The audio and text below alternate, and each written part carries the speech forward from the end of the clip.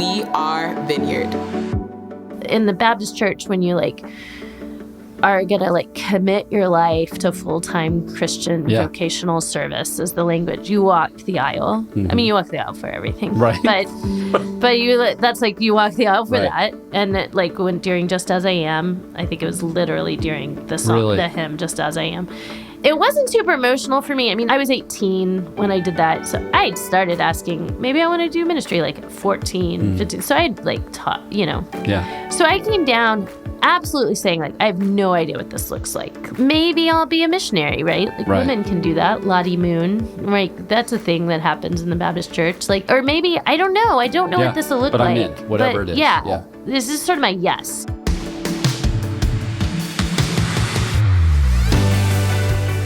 Welcome to the We Are Vineyard podcast, conversations to help us grow with Jesus and each other. In today's episode, our host, Jay Pathak, National Director for Vineyard USA, talks to Tish Warren, author of Prayer of the Night. Today's episode is part 1 of 2 episodes with Tish. Let's listen in.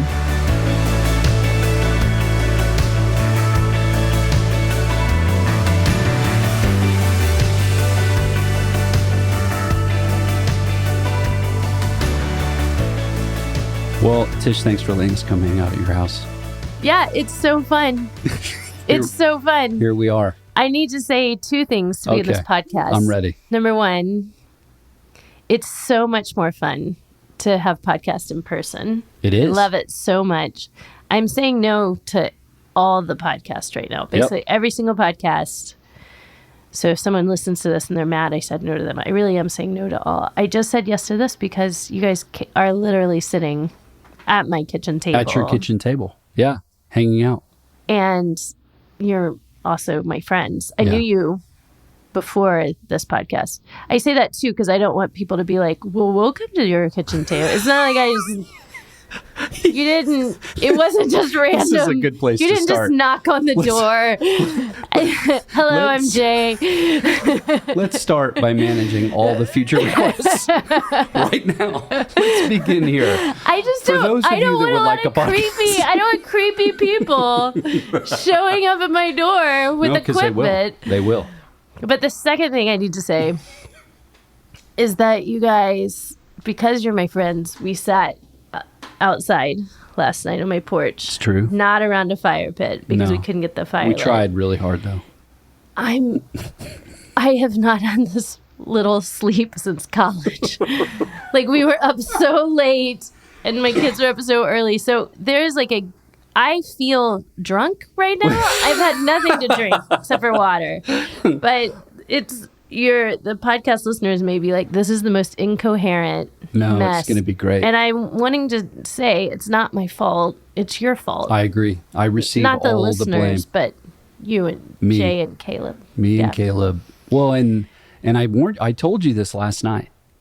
If you don't remember at dinner, I said my wife tells me everywhere I go that you have to warn people when you appear in their homes that there will be a moment in the night that you will think that you're almost done and you're not. Jay's not done. It will never end until you just say, I'm done. I'm going to bed. Yeah.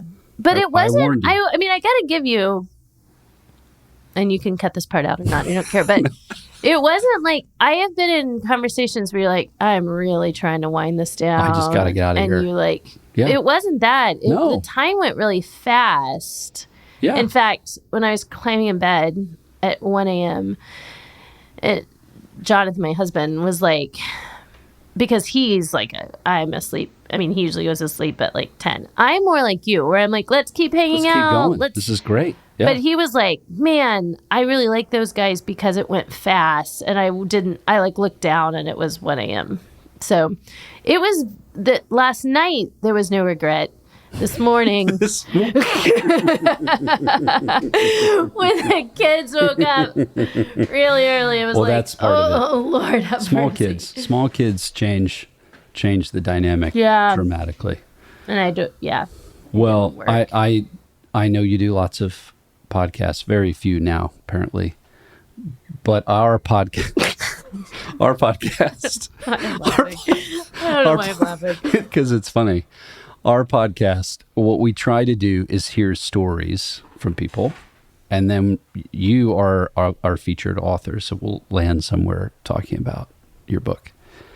But tell us a little bit about like where you grew up. We got to get a little tour around your family as well, where we walked and stuff, which was fun today. But tell me a little bit about where you grew up, where you were born. What's the genesis of your life? I grew up kind of around and in Austin, Texas. So I am from Austin, Central Texas area. I lived in a small town until I was 11, moved to Austin until I graduated. You guys know some of this. I'm repeating it because we talked about it's yesterday. going to be a really boring podcast if I'm like, well, I've already answered that. No, I want to hear it. Yeah. So I'm a 7th generation Texan on both sides of my family. So you grow up here, but then you travel all over the place. Yeah, I've lived in a lot of different places. Yeah. I've traveled to some places. But you've lived a lot of places. Yeah. Yeah.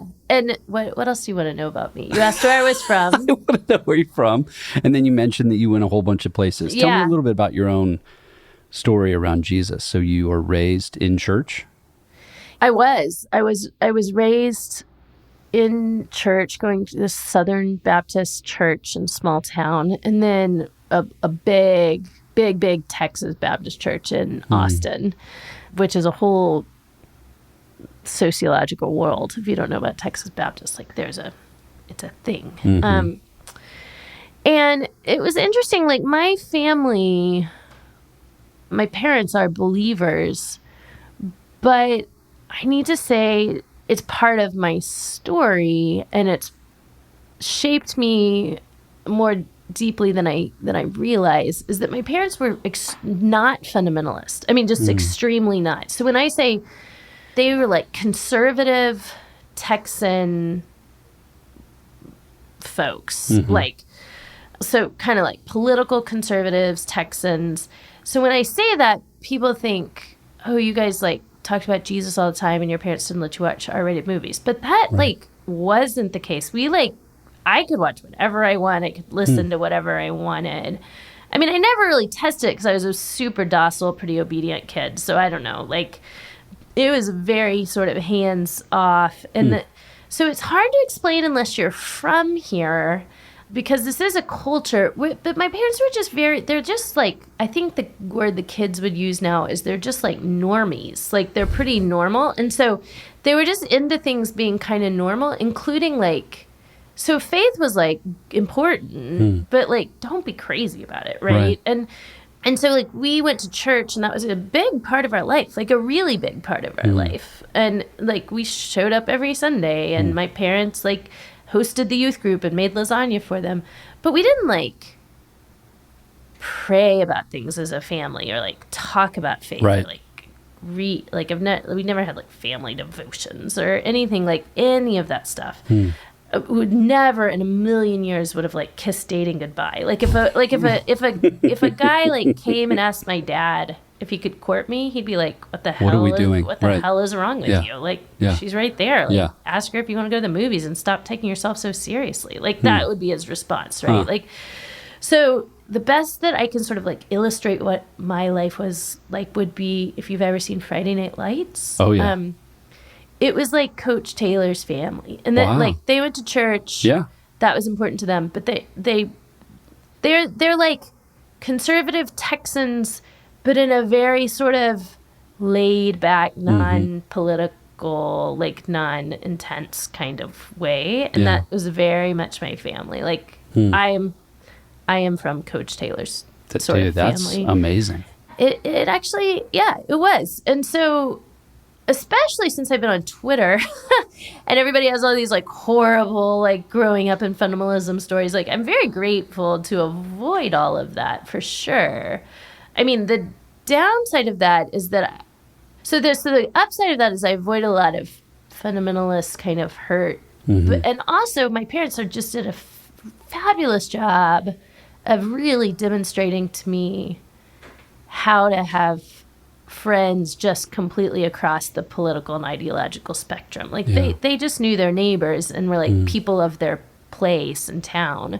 So they could just sort of get along with people. and keep it light. I mean, they didn't, and keep, but like, I mean, my dad is honestly one of the very funniest human beings I ever have known. And so they were great at that. I mean, the sort of downside of that, not to criticize my parents, but there was a sense of like, I did not have a real sense of like how faith had anything to do with like my life, or how like, other than like, it's good to have faith and then like be a good American, right? Like I never had a sense of like, well, how does faith like completely challenge what it means to be a good American? Like how does faith like completely, I don't know, the word that comes to mind is deconstruct, but I feel like we can't use that word anymore because it's been but how does faith deconstruct like all the other things our life is built on, you know? And then also just things like, I mean, my parents did not know what to do with me. I mean, I'll say that. They like had no idea. In what like, sense? Like I mean, they loved me, but first of all, in the sense that I was this super arty, like creative, like into theater, wanted to talk about feelings. Like they were like, "What is happening with that?" To like talk about feelings. We did not talk about feelings, and I was always like just a sensitive kid, so they had like no idea. But also, I was like this theological kid, like in a weird way from a young age. So like having conversations at like 14, I remember with my dad being like, well, how does like Jesus change, like this stuff we're learning at church, has this change like racial justice? And like, I didn't use the words racial justice, but like race and how we think about that. And dad was sort of like, I don't know, like eat your Cheerios, like stop, like I'm imagining Coach Taylor having that conversation. Right, it was like, Coach Taylor. Can you pass chips? Can you turn on the game? 100%. Why are you making this hard? Yeah, it was the response. This is too hard. Yeah. There's life to do. You're thinking too much about this. Right. And then I got to college and had this passion about, which is perfect. What? If you're that kind of kid, like to be in an academic environment, like lights up everything. Oh my gosh. Yeah, all of a sudden you're like, this is all we do here. Yeah. Totally. And started asking all these theological questions. And I was passionate about poverty. And so I told my parents I was going to Africa to serve as a missionary. And so not as a freshman. This was later. Okay. And it like freaked they're like, why would you do that? Out. Like, what do you especially study? my mom, it freaked her out. Of course. It freaked my dad out too, but he has this, actually, I love this story. Because by this point, my father actually, and this is a whole other story, but my father had some real, like, kind of spiritual growth and awakening, like, later in life. And so he was in this, for the first time, like, this, like, small group Bible study of, like, guys, like, men, like, old, like, 50, 60-year-olds, right? And they were all upset I was going to Africa. And he said, well, I was talking to him later because my mom was still really upset. And he said, like, well, we were going around and sharing prayer requests, and like one of the guys, their daughter like got pregnant out of wedlock, and another guy shared that like their son was addicted to drugs. And I just didn't feel like I could be like, pray for me, my daughter wants to be a missionary. Yes. So I think it was like some good perspective. Yes. But it did like it just sort of like, it just shattered the concept of the good life. Like, why would you do that? Why, for them? And so, but the trajectory, that's what I mean, is like they had no idea what to do with but it's me. there. Yeah, I hear what you're saying. The trajectory of like exploring, asking deeper questions, challenging reality, how God fits into that starts really early. Yeah, it started really early. So the trajectory makes sense. I mean, as you keep going, they're like, oh, yeah, that would be what you would want to try to do. Yeah. Yeah. They came, in some ways they came around in that, they still had no idea what to do with me. When my father toasted me at my wedding, he said, here's to my little liberal Democrat daughter. I don't know. So we're not polar opposites, but we're polar. And I don't know. I'm glad she belongs to someone else now. I mean, it was sort of that. Dude, that is great. But they also, my dad was never really earnest. Like he wasn't the sort of dad that like said he loved you or was proud of you or whatever. He's Coach Taylor, right? Although Right. Coach Taylor sometimes did that, but my dad did. And that's a different story. I love my dad, and he was from a really rough place. So he like comparatively was like, he gets the most improved award for being a dad. But when I got ordained, the day I got ordained, they came. And that night, some friends gathered and they like toasted us and stuff. And it was my dad's time to toast. And he just gave this like beautiful, like he just talked about how he was proud of me and how, you know, he wants whatever God wants for me. You know, it was just this, and I kept expecting him to make a joke. In fact, I kept inserting jokes kind of preemptively and he didn't, like it was just this earnest kind of blessing. So that was interesting, right? Like if after kind of like not getting me, and then it wasn't like there were years and years after that where he also didn't get me. Sure. But I do think they just kind of accepted like this is who Tish is, and it's weird and we don't totally understand it. We don't get her choices at all. But like, so when you're younger, this is who she is. are you watching models of women leading in church? Oh, no. Okay. No. So when's the first time you're like, wow, there's somebody that's doing something I could imagine doing? Yeah. When does that, or does it not go that way? Maybe it just goes, you're just chasing along what God's doing, and you're like, I don't know, I guess I'm doing the next thing. And it's a combination. I mean, there was certainly like, my life has never made sense. I've never had a 5-year plan. Like it's always been following the scent and just sort of stumbling and stumbling forward though. But I think, so there's some of that, but I think the first time that I said like, oh, I would like to do that was I was seeing men do it. I mean, it was the opposite of representation in the sense that like I saw people who were not like me doing it, but I thought, well, I could do that too. I mean, and I met with my youth minister in high school at this Baptist church and was like, I think I want to do ministry, but like I'm a girl, like I don't know. What are the rules, right? Yeah. And what does it mean? Like Yeah.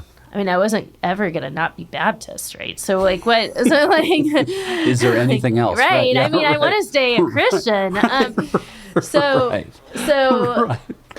like what's my options here? And I actually, and this is, I mean, by this time I'm living in Austin and it's a bigger church, but he had known some women who had done like youth ministry and stuff. And so he actually was like, well, you could like minister to kids or youth. And and then I went to a Christian school for like upper school. I've been in public school for when I was younger in elementary school and stuff. And then like when I was in middle school and high school, went to a Christian school. And so because we moved cities. Anyway, but there was this one woman, her name is Renee Rochester, and she was a teacher at my school.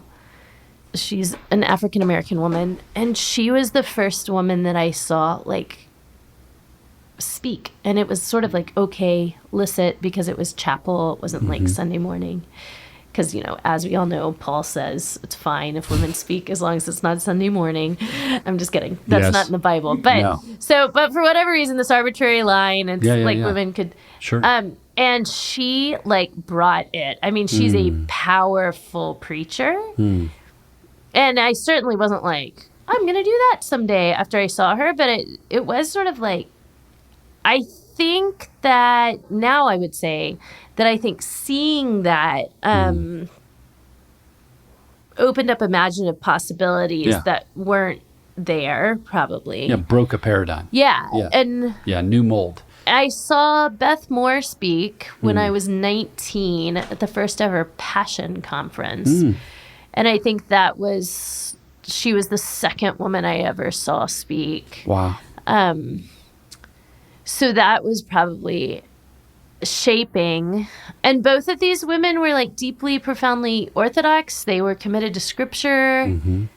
This was not sort of like, I don't know, like women's power, but maybe the resurrection's not true. Like that, these people were like bringing the scripture and bringing like beautiful pictures of the gospel. And so I think that impacted me a lot. But all of the people that I kind of were discipled by, these are not women that I knew really.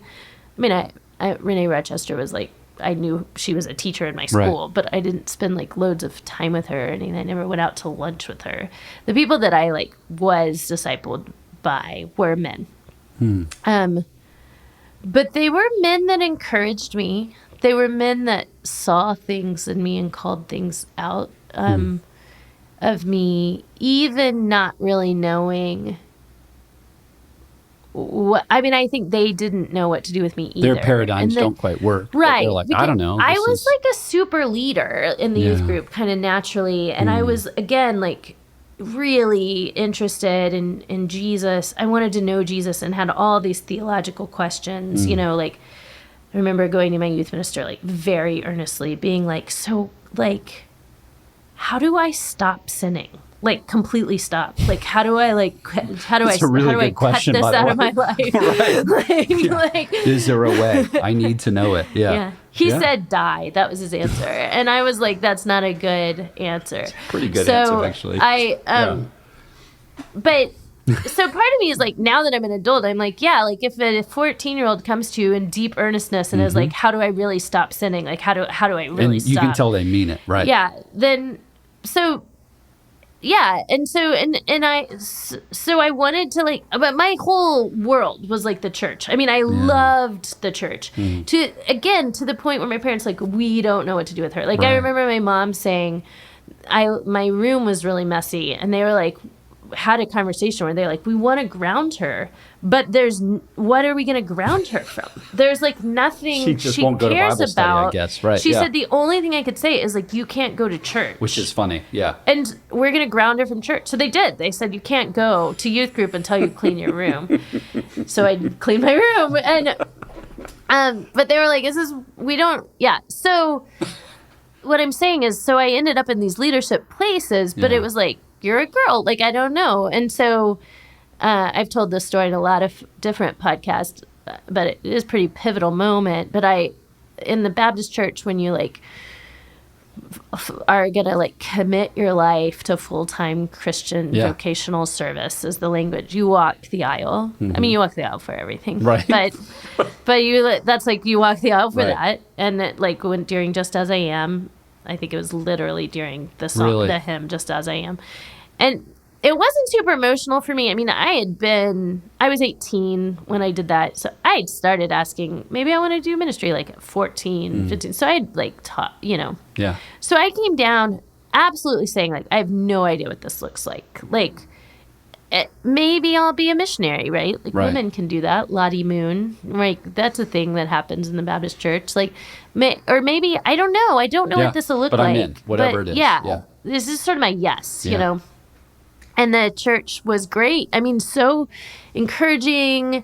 You know, if you know Tish, you just know this is a great fit. You know, just like encourage. And then people came and hugged me afterwards. And my Bible teacher and one of the big leaders of our youth group hugged me and said, "We're so glad you committed to ministry. You will be such a great pastor's wife."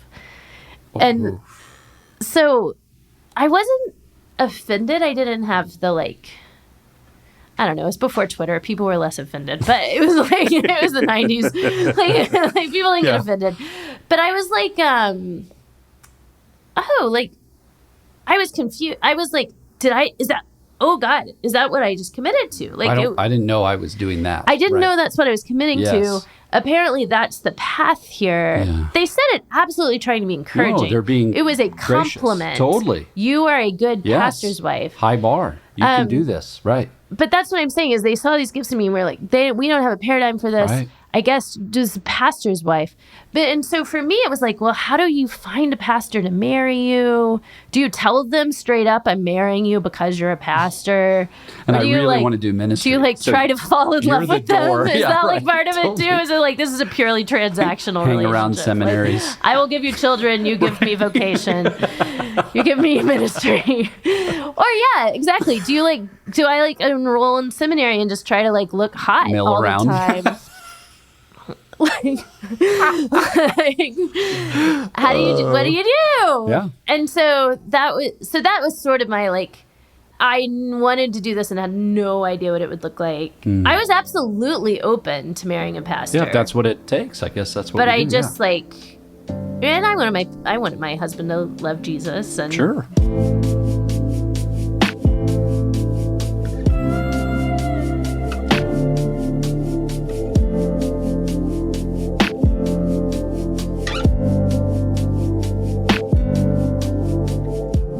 Each quarter on the We Are Vineyard podcast, we focus in on a theme for all of our interviews. For this quarter, the theme is power and presence. And every month, we introduce a new book or recommended resource to dig in deeper. For April, we've been recommending that everyone reads Prayer in the Night by Tish Warren. If you've been enjoying this conversation between Tish and Jay, you won't want to miss it. Prayer in the Night is available through Vineyard Resources and wherever books are sold.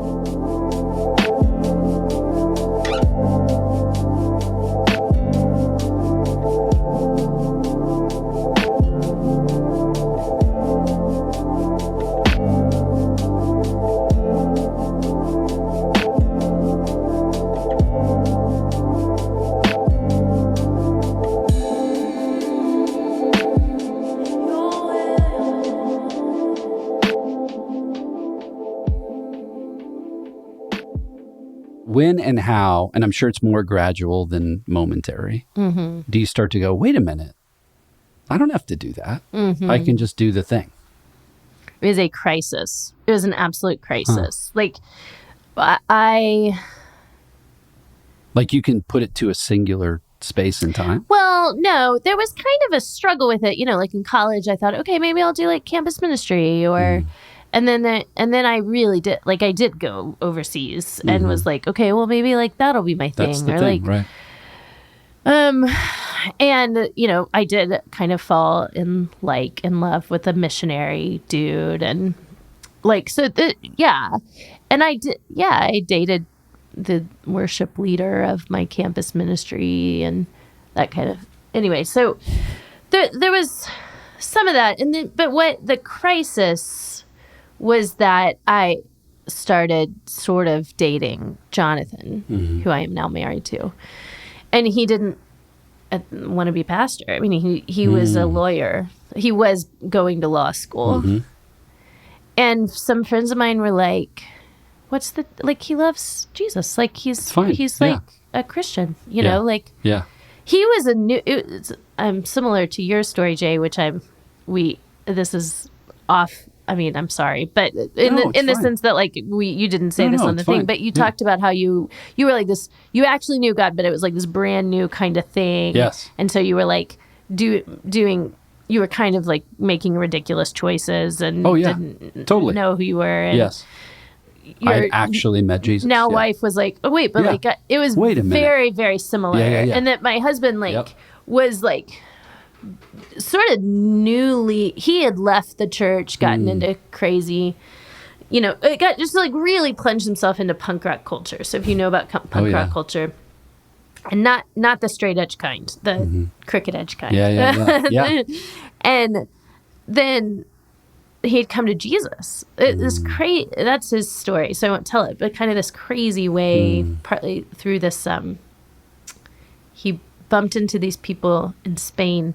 They were reading a Henry Nouwen book, and it like changed his life. Wild. Anyway, so about a year and a half or so after that, we kind of started dating, and it was the same thing. We're like, this is this kind of like new. I mean, it was like still like the edges were there was rough edges, and I mean, he was 22-year-old boy, sure. He's doing his and I life. use the word boy very intentionally there. So. But he's not going to be a pastor. But he loves Jesus, and so some of my friends were like, "What's the problem?" Right? Like he loves, and then some of my friends, one of my friends, I remember them saying, marrying him would be like marrying a non-Christian because you'll never fulfill God's vocational calling on your life. Wow. Because you won't be a missionary, and you won't be married to a pastor, right? So it was this like total crisis of like, what do I do? Wow. Like, should I break up with him? Like, is saying yes to him saying no to God? Am I like being like lukewarm? Like, is it like dating a non-Christian? Is it like, and it was like, I mean, ask friends from that time. They're like, this is what Tish talked about for 2 years, right? Like for longer. Well, it's like really, really wrestling with that question. Yeah. But I also at the same time felt like internally, like something's wrong with this paradigm. Because it felt like, okay, if it was like, I'm marrying you because you're a doctor, I'm marrying you because you're a banker, or like I'm marrying you because, well, he did, you know, because you're becoming a lawyer, so you're going to make a lot of money. Right. Like something about us would be like, oh yeah, you're using that person, right? And so it felt like saying, I am kind of like only going to marry someone with this vocation felt weird. Yeah, it felt wrong. Yeah. But the paradigm is wired a certain way. Yeah. Even your friend. And it was a leap in the dark in the sense that it was sort of like, I really don't know what it would look like to serve God married to a lawyer. Because like, oh, I'll just go be on staff in a church by myself was like not an option, right? Yes. And so it was like, okay, you're obviously going to need to go to the same church with each other. Your church doesn't have female leaders. He's a lawyer. Like, what's that going to mean for your vocation? He doesn't want to be a missionary. That was like a big thing. So what is that? What do we do? Like what? Well, and I wasn't sure I wanted to be a missionary. I want to be clear. I do have friends who are like, God told me to go to Mongolia. And so I'm only dating people who want to live in Mongolia. Like legit. Fair enough. But it was sort of like, I could do missions. I actually at the time, this was again like early aughts. There was a lot of like, oh gosh, it's like embarrassing to even say, but it was like ministry to postmoderns. We're like, minister to postmoderns. Dude, I love this so much. And so I was like very drawn to ministry to postmoderns. Like I had actually been working somewhat in Ireland and in America with like kind of like arty subculture types. What year is gospel. that ish? That would have been like 99 that's what I was gonna to guess. 2001. Yeah. There was I was all in the Scum stuff of the around Earth. that. Yeah. I went to Scum Those of the are Earth. very good friends of mine. Yeah. But No, my friend, Eric Pickerel, this is a great story. You'll love this because it fits perfectly. Eric Pickerel now pastors the Columbus Vineyard. At this time, it was Gen X. Yes. Like, what is Gen X, right? Yeah. So he had a sermon he would do that he traveled around doing. It's so great. Like, I have to find this sermon. I know where this is going. What is it? Is it Gen Chi? No. Okay, that was like a whole thing. No. X. It's actually this first letter of Christ's name. No, I know this. Not Generation X. No. It's Generation Chi. That's right. No. It's like that's better than this. Okay. Better than this. I can't wait. You're not ready. He would play Tracy Chapman's Fast Car. Yes, great song. Still to this day, I think that's great song. And use the different like parts to describe what it means to be Gen X in the world. Oh my gosh, I am so about it. I like would have loved that. I would have probably wanted to marry that dude. And so it's, I know, like he speaks my soul's language. He even likes Tracy Chapman. We can't get a job. Gen Xers are the first generation that won't make as much as their got a ticket to anywhere. We got to make a decision. Leave tonight or live and die this way. Right. Dude, you got it. Yeah. You're all in. You're all the way in. But there was this whole world of people speaking into the void, right? Yeah. There's X is actually, oh my gosh. Reality Bites was my favorite movie in high school. And how could it not be? Yeah, this exactly. Is great stuff. Okay, yes. So you're in this. It's so funny because I was really just truly looking for like a Christian Ethan Hawke in that movie. Yeah. And now I watch that movie and I'm like, Ethan Hawke was such an ass. Like he was horrible. Yeah, totally. But that explains a lot about my dating life because I did date a lot of people like that. Brooding, kind of. Absolutely brooding. Like, what is it all about anyway, man? Yeah. Right. Totally. Yeah, good. Yes. Well, that's very Reality Bites. I love it. I love it. Reading philosophy and stealing the candy bar, like the whole thing. Oh yeah, I love it. We're not. Yeah. Anyway. So But wait. now now that I have 3 kids, I'm like that guy. It's such a joke. That guy would not have gotten up in the middle of the night and changed diapers. That's all you really need in a man. And Jesus. Yeah. Okay, wait. So so this thing we're talking about here is really important to me. Okay. Here's why. Okay, hold on. What? I just have to say, I literally never talk about my former dating life this much in podcast. And it's because we were up till 1 a.m. and I'm tired. Okay. And I'm with you at my table. But this is what's great about this conversation. Here it is. Danielle and I, there is no question that we're asked more personally, like if we're with people, than how do you think about ministry in your marriage? There's not one, because we both actually feel called to ministry, like for real. And we don't necessarily feel like we have to do ministry together, That's interesting, yeah. though we tend to.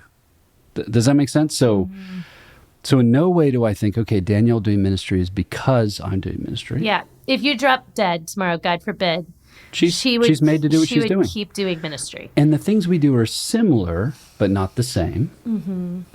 And so, we've been actually doing a little piece, which I'd love to put in front of you someday, where, what happens is we tend to make models. So you have the model of the dude leading, and there's, okay. Or you make kind of the ideal model of we're both doing ministry the same way. So we're both preachers, so we kind of do whatever, which creates another set of complications. Right. We're both worship leaders. That's a great one. So that's we can do right. it together, right? That's right. Which is, well, it's great and not so great. I just mean great in the sense that that's something you see a lot. Exactly. But then what if we have totally different vocations but are in ministry? That's complicated. Yeah. So my heart is to work with addicts and blah, blah, blah. Yeah. Her heart is to work with theological writing or whatever. It's like, wait a minute, how do we do this? Yeah. So that's a problem. Or someone's just like, I'm actually just not called to do this. Yeah. I have a job. I'm like a really good doctor. I want to be a physician's assistant, or I want to be a PA. And I'm good at it. I know someone whose wife is in physical therapy, and it's worship. She's wonderful. It's actually like a thing I think God's made me to do. Yeah. And I want you to do ministry. That's totally fine. And that's great. And that's even more complicated because it's not just, I want you to do ministry and I'll be a stay-at-home mom. Right. And I'll keep the kids I have a so career. you can do ministry. It's like, okay, you're called to ministry, which is Yes. honestly going to not make very much money. No. And I'm called to be a lawyer or to be a doctor or to be, and so there's like, so I'm kind of the breadwinner. Yes. But your vocation is actually driving so much of our social life and other kinds of and then we have children together and That's we what I need was to gonna say. figure out how to Stages. do that. And How do stages change? Like, so for us right now, our youngest is 15, our oldest is 18. The kinds of decisions we can make are really different. Like we can go on a trip and do what we want and they're mostly fine, but we still love our girls and they can come along with us. we still You know what I'm saying? It's not like let's get out of here. But we're also aware that this is a critical moment in their life. Okay, so but when they were 5 and 2, it's different. it's a completely different deal. Totally. And when they're 6 months and 3, it's different because only one of you can nurse. Precisely. I mean, there's like a whole. That's right. Yeah. That's right. Well, and then you have to ask, what's the sort of emotional development and health of each person? So sometimes in a marriage, you're hitting different places of trauma and mess. That's right. Yep. And then what's the strength of your marriage together? Yep. So you can both be like, great people, you're good at what you do, but our marriage is kind of a challenge. Like we're having a hard time being married. We really saw in when we were both associate rectors, like we each individually love everything we're doing, but we don't love our life. Yeah. When we're doing all these things. That's right. Like when you throw this all on the table, it destroys. So we think of our life as a mosaic. And in the sense that like each tile can be like great, but if they like don't fit.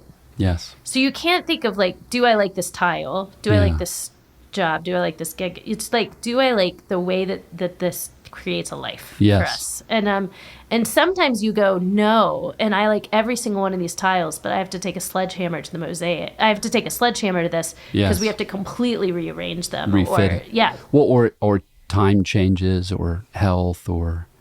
Yeah. And so But I don't know, Tish, the reason I like what you're saying right now at least Danielle and I's experiences, there's not a lot of people thinking through all the components as separate and important to pay attention to, and helping people move towards ministry in those conversations, right? Right. So we'll assess your, let's say, psychological fitness and your theological acumen, whatever.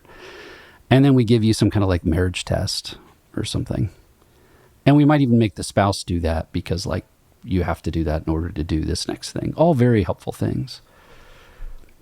Because in the last part, which is the most awkward one of all, by the way, to add it, to finish like all my little thoughts on that, is sometimes people think they can do things they can't actually do.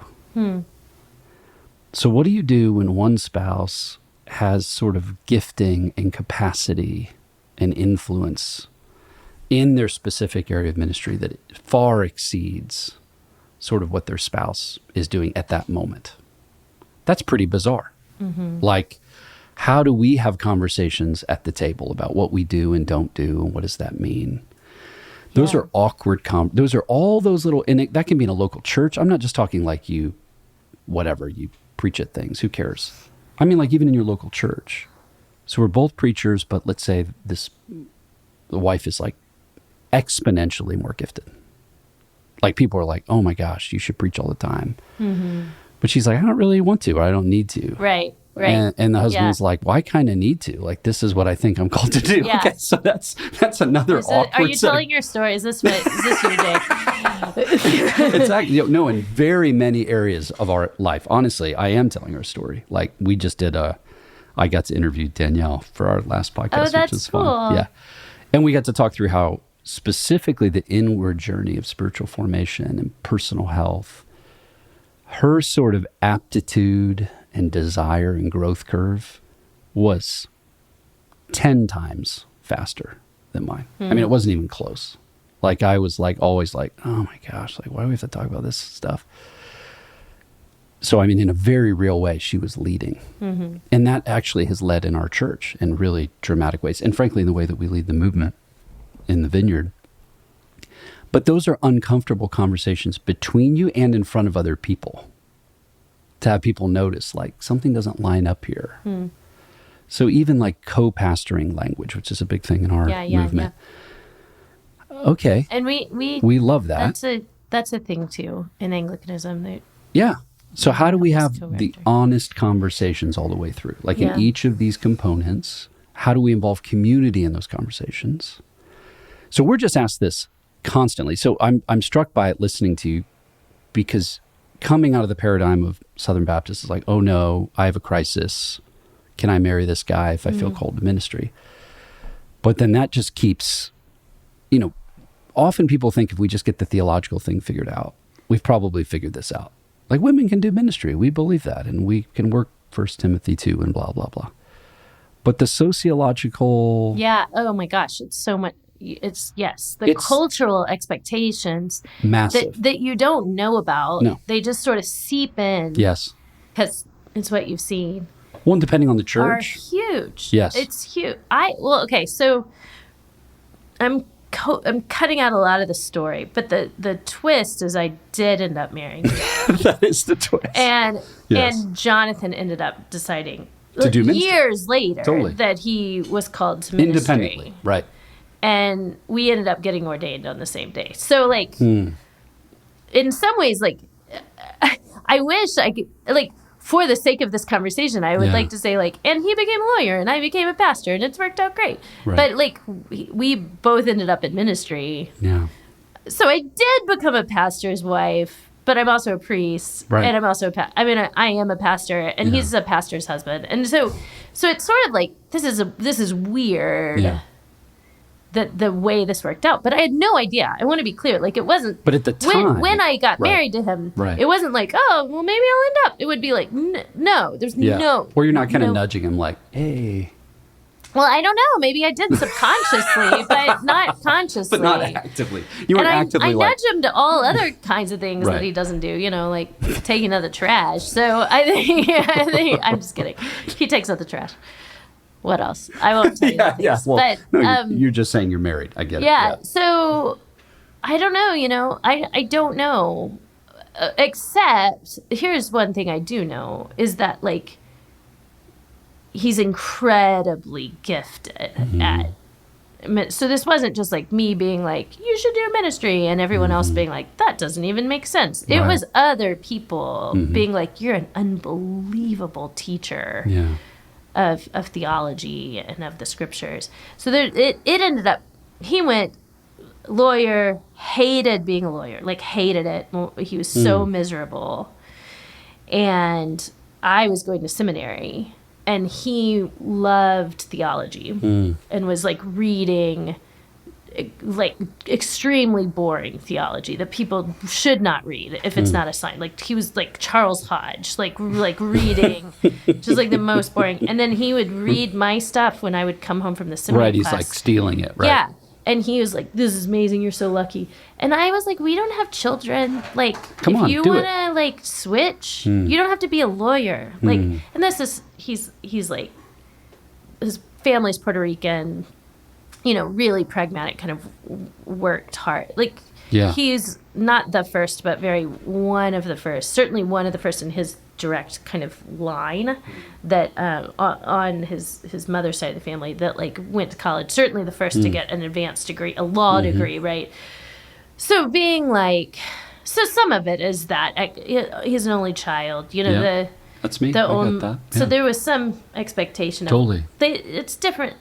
He wasn't asking the question like, what would I find truly fulfilling? So he basically decides, I think I want to be an academic and study theology. So I was going to seminary. He comes to seminary not to be a pastor. I mean, he says on his application, I do not want to be in ministry. I want to teach on an academic level. We intentionally chose a seminary that could train pastors, but also was respected enough that he could go get a PhD. Yep. So he was getting a PhD, and then was going to be a history professor, and that was like it. That was like, and then it was like in the process of getting a PhD, he started teaching theology, church history, and then he's hooked. Like courses in our church, and at the same time he was doing it in the university as an RA, and he was like, I love one of these. And I don't love the other. And that sort of changed. I mean, he just realized, and still to this day, this is true of him, but he just absolutely loves the church. And he has a mind like an academic, but he doesn't have a heart like an academic. And I have lots of academic friends, so there's nothing wrong with having the heart of an academic. But in the sense that he just like does not want to have, like for him, the cash out is like, how does this change people's lives? And I want to see, so like I want to read Augustine, but I also want to like sit at the bedside of the dying person.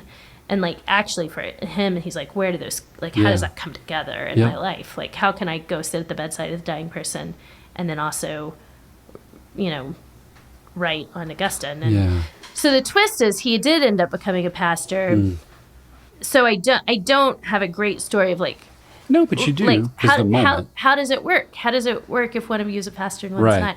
The other ironic thing about this is that we were not for women's ordination. And he ended up changing his mind first on women's ordination through scriptural study and stuff. And so for about a year and a half, we argued about it. He's persuading you. Me against women's ordination and I him love for it. And like finally, like, I submitted to my husband and ordained. So now that is a great sentence. So like there's like lots of twists and turns in the story. Yeah. I mean, I would say some of this that you're talking about, I don't have like a solution because I think I want to say this isn't exactly unique to being a pastor. Like friends of mine who like the wife, you know, feels really called to be a lawyer or a doctor, and the husband like wants to be an artist or whatever. Like they have to navigate. Like, they do. What are we going to do with the kids? How do we rate? You know, where do we move? Where should we live? Exactly. Whose career leads? Like all these same questions. Yep. This is just marriage to some extent, you know. Or like I want to be a stay-at-home mom. And then, like, I do that for a year and realize, I hate that. I don't want to do this. Yeah. And so we, like, actually had planned our life around this, and it turns out I hate it. And so what do we do? Like, this is just normal marriage stuff you have to work through. It's interesting to me because I actually think in many ways my husband is far more gifted of a teacher than I am, and he's certainly more trained theologically. Like he has a PhD and I don't. But because of my writing and the New York Times, like I'm better known. Like he has a friend that makes fun of him. I mean, it's truly in love, but he calls me the more famous Warren. He'll be like, "So how are you? How's the more famous Warren today?" That's a good friend. And I often am like, "Are you okay? Like, are you?"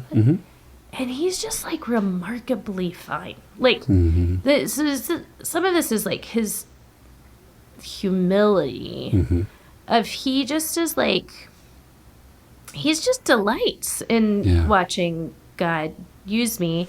And his passion is so local. Right. That he's just sort of like, I mean, so 2 weeks ago, he taught a course at a church. Just like, it was like lunch and learn, like they have lunch and they learn. It was actually sort of about this. It was a biblical vision for male-female relationships. So he talked about women's ordination, but he talked about partnership in the gospel. He talked about can men and women be friends. Like it was great. And in the middle of it, I had to go take off because I was flying somewhere to go speak at a seminary. And our son happened to be sick that day. So the plan was he was just going to go to childcare at church, but he couldn't. So but my plane was leaving. So literally I like walked up, handed the baby to Jonathan. Jonathan held the baby in one hand and taught the course in the other. And then I go, to jet off to go, talk to people about Jesus and he's like talking to, this room of probably 30, 40 people, like this small. And then that night he said, what I did today is what I am made for, down to when you handed me the baby and I got to teach with my son in my arms. Like he said that whole thing, including partnership with you, including that I took our son so you could go. Like that is what makes me find life. Yeah. And so, I mean, some of this is me just bragging on, don't I have a great husband? But also there is this thing of like, if you have humility, if you have a strong sense of what you are actually called to, because even if you're not as gifted at preaching as your wife or whatever, I think he is as gifted. In the weird economy of the kingdom, I actually think the one that is less gifted here got better known. I mean, it depends. Like, I mean, he would say, like, I'm certainly a better writer to popular audiences than my husband is. He's a good writer, and he's a great academic writer. But like, I'm drawn more to like poetry and metaphor than he is for sure. But anyway, I think some of this is a mystery. Yes, we didn't plan. None of this was planned. It sort of just spun out. But I do think like, he's uniquely humble, which really helps. Because there could be like a machoism, like, totally, I'm going to, why am I not, check out what I can do. Right. Yeah. But I also think we really do want to see the others use their gifts. Like me seeing him get to serve in the way that God's called him to is a delight. Yeah. And so it's some of that, it's very helpful when the project feels outside yourself in the sense that like we are actually on the same mission, and it's like to be faithful to God and to participate in his kingdom in the way that we're called to. So sometimes that's gonna look different ways in different seasons, and we take turns. But it's and complex. We do different things. It takes lots of conversations. I mean, even listening to you talk, it sounds like, no, we've tried to iron these things out, like what we will and won't do and why, and how we accommodate and help. And each stage is a little different. And we've found actually that I feel way more of the like gender stuff than he does. Like in the sense that I feel much more like, oh man, like even telling that story, I feel like, oh no, like, are people going to think I just abandoned my sick children? Like, am I not a good mother? Like, am I not like, you're really like, sensitive to that, right? There? Totally. Whereas he is much less. I mean, He's like, fine, this is what we're doing. So Right. he's like, in times when he's been primarily a stay-at-home dad, people ask me what he's doing. I'm like, well, he's like teaching a seminary course, which he is. Like, he's like Right. teaching one online. He's whatever. I feel like I need it. And Jonathan's like, I'm a stay-at-home dad, right? Like, he'll just, and because he just like doesn't, and I'll feel shame or weirdness about that. So some of that, we don't know entirely what that is. I think women feel more pressure to like prove that they're doing all the things well and prove that they're still a good mom in ways that like men don't. Yes. Where he's just like, I mean, really, we talk about this all the time. Like women have to like keep their home clean and their kids, doing well and keep up with school. And also they're doing their job and they're preaching and they're in ministry. And it's like really hard. And then in America, like you just don't beat your kids and you're like, you're an amazing father. And then we saw this all the time when we had little bitties. Because I took them to the grocery store all the time, but Right. no one ever said anything. Every time he was in the grocery store, You are especially if he was amazing. wearing the baby, they would Totally. be like, "You're the best." People, strangers. If you go to the park, it's like, Strangers, wow. older women in Yeah. particular, like grandmas, would Totally. come up and say, "You're such a good dad. You're doing so good." And I'm like, no one's ever Why? said. In Yeah. fact, the one thing someone ever said to me in a grocery store was, "Put a hood on that baby," because the baby's head was uncovered and they thought it was too cold. So the one thing I got was criticism, and he just like shows up with a baby, not with a hood on, and is like such a good dad. All that to say, some of it is gendered, but some of it is that's internalized. It's in internalized. me. And That's so right. I feel like, I gotta. And he's much more like, what do I care? It's like fine. who do I care? And I think probably some of it's our family of origin. He had for a lot of his childhood, especially all of his early childhood, he had a single mom. So I think, that is shaping in a way that, like, they were not, that kind of like Southern intact family, right? Right, yeah. But he also just, at a very deep level, has less shame than me. Just In about humility, everything. yeah. So,